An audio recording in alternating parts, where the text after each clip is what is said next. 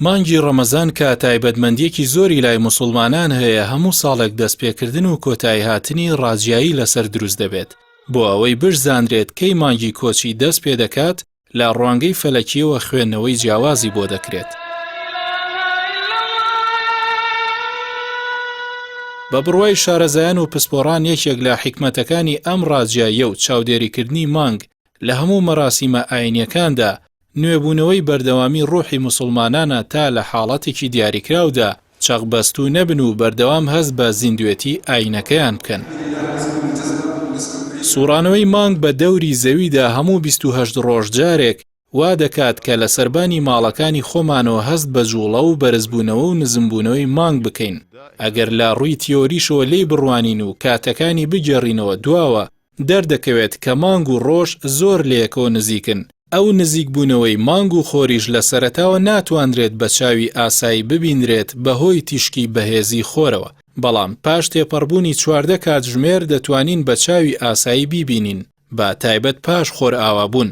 لە شەریعەتی ئیسلامیشدا کەسانی تایبەتمەند لە دەستە شەرعیەکان کۆ دەبنەوە بۆ بینینی مانگ لە ساتی خۆر ئاوابووندا لە 29 مانگی کۆچیدا کە لە وڵاتانی عێراق و قەتەر و میسر هاوکاتە لەگەڵ ڕۆژی یەکشەممە 11 نیسان.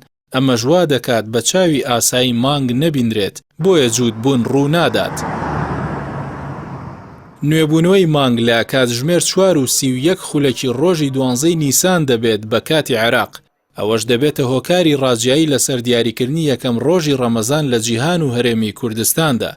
پێشبینیش دەکرێت ڕۆژی دووشەممە 12 نیسان تەواوکەری مانگی شەعبان بێت و ڕۆژی سێشەممە 13 نیسان ببێتە یەکەم ڕۆژی مانگی ڕەمەزان.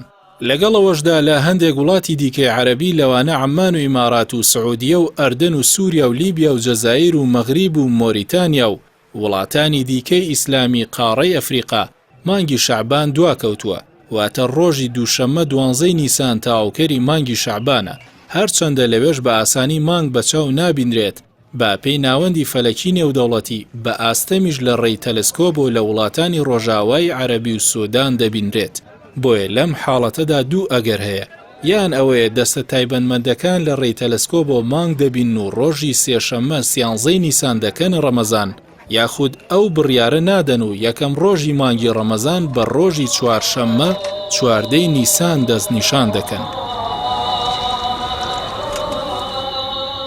ساڵانە لە هەرێمی کوردستانیش لیژنەی تایبەتی بینینی مانگ پێک دەهێنرێت و بە بەشداری هاوڵاتیان چاودێری بینینی مانگ دەکەن، بەڵام تا ئێستا هیچ بڕیارێک لەو بارەیەوە نەدراوە و لەگەڵ بوونی قەیرانە دروستکراوەکان لەلایەن حکومەت و دەسەڵاتەوە هاوڵاتیان لە چاوەڕوانی هاتنی مانگی پڕبەرەکەت و ڕەحمەتی ڕەمەزاندان.